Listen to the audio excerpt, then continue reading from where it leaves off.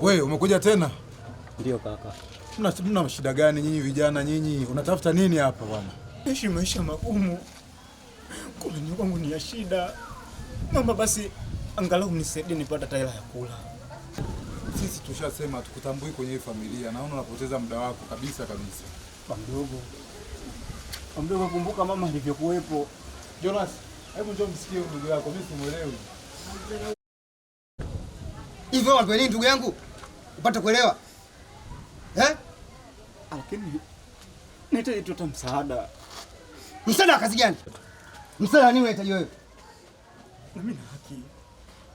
Na kwenye hizi mali na mimi maisha yangu. Kwa sababu mali mama alihusika katika hizi mali. Hebu nisikilize kwa makini. Siku zote wanasema kimbia ulisi.